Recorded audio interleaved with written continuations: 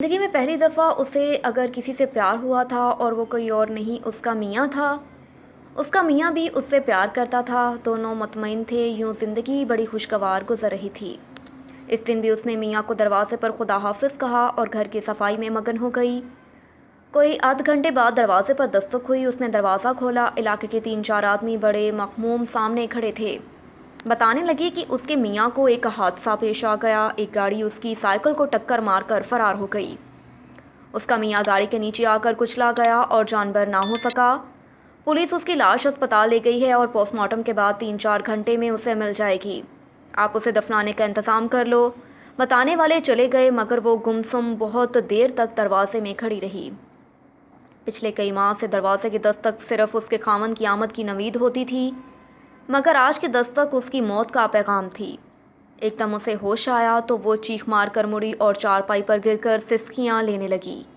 اس کا تو سب کچھ اس کا میاں ہی تھا، انہوں نے اکٹھے جینے اور مرنے کی قسمیں کھائی تھیں، مگر وہ اسے چھوڑ گیا تھا۔ اب اکیلی وارث ہونے کے سبب اسے اپنے میاں کے کفن دفن کا سامان بھی کرنا تھا۔ اسے یاد آیا اس کی ماں کے مرنے پر کفن دفن کے سارے انتظامات محلے کی مسجد کے مولوی صاحب نے کیے تھے۔ کچھ سوچنے کے بعد اس نے ذہن میں کچھ فیصلے کیے، اٹھی اور مسجد میں مولوی صاحب کے پاس پہنچ گئی۔ مولوی صاحب نے اس کی بات سن کر پہلے افسوس کا اظہار کیا، پھر بولے، بیٹا سب کچھ کر دوں گا مگر اس کے لیے کچھ رقم درکار ہے جو تمہیں مجھے دینی ہوگی۔ اس کے پوچھنے پر مولوی صاحب نے کہا کہ بس کوئی 9-10 ہزار۔ 9-10 ہزار؟ یہ رقم کہاں سے آئے گی؟ مگر میری ماں کی باری تو آپ نے کچھ نہیں لیا تھا۔ مولوی صاحب بولے، بیٹا وہ لاوارث تھیں، کچھ پیسے تمہارے میاں نے دیے تھے، بقیہ میں نے محلے داروں سے چندہ لے کر اسے دفنایا تھا۔ اسے بات سمجھ آ گئی، اس کا میاں لاوارث نہیں تھا، وہ اس کے وارث تھی، اس لیے پیسے اسے مہیا کرنے تھے، مگر 9-10 ہزار کہاں سے آئے گا؟ گھر واپس آتے اس کے ذہن میں 9-10 ہزار کی تکرار جاری تھی۔ اسے یاد آیا گاؤں کے چودھری کا ہمیشہ پیغام ہوتا تھا کہ ایک دفعہ مجھے مل لو، جو کہیں گی کروں گا۔ وہ سوچنے لگی کہ چودھری سے بات کرے یا نہ کرے، مگر اب سوچنے کا وقت نہیں تھا۔ تھوڑی دیر میں میت اس کے گھر پہنچ جائے گی تو وہ کیا کرے گی؟ وہ مڑی اور سیدھی چودھری کے گھر پہنچ گئی۔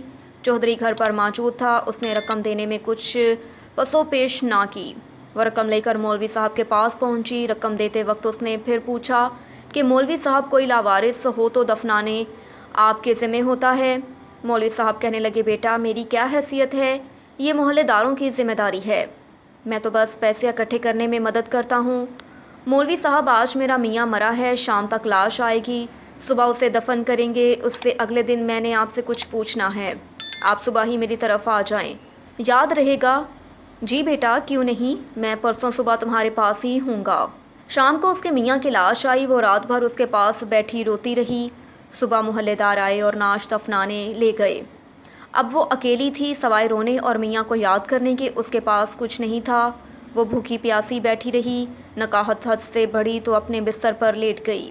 اب وہ کس کے لیے اور کیوں جیے، اسے کچھ سمجھ نہیں آ رہی تھی۔ وہ 2 دن سے بھوکی تھی اور اس نے کچھ بھی نہیں کھایا پیا تھا، اسے بھوک کا احساس بھی نہ تھا۔ اسے یہی فکر تھی کہ ساتھی بچھڑنے کے بعد وہ اکیلی زندہ رہ کر کیا کرے۔ اس نے تو ساتھ ہی جینے اور مرنے کا وعدہ کیا تھا۔ سوچتے سوچتے وہ بستر پر لیٹ گئی، تھکاوٹ اسے لمحوں میں نیند کی آغوش میں لے گئی۔ اگلی صبح وعدے کے مطابق مولوی صاحب تشریف لائے۔ انہوں نے کئی بار دروازہ کھٹکھٹایا، آوازیں دی مگر کوئی جواب نہ ملا۔ ہلکے سے دھکے سے دروازہ کھل گیا، سامنے پلنگ پر وہ سو رہی تھی، آوازیں دینے پر بھی کوئی جواب نہ ملا تو مولوی صاحب بھاگ کر ہمسایوں کو بلا لائے۔ سب آئے تو دیکھا کہ اس کے چہرے پر ایک مسکراہٹ تھی اور وہ انہیں چھوڑ کر اپنے میاں کے پاس پہنچ چکی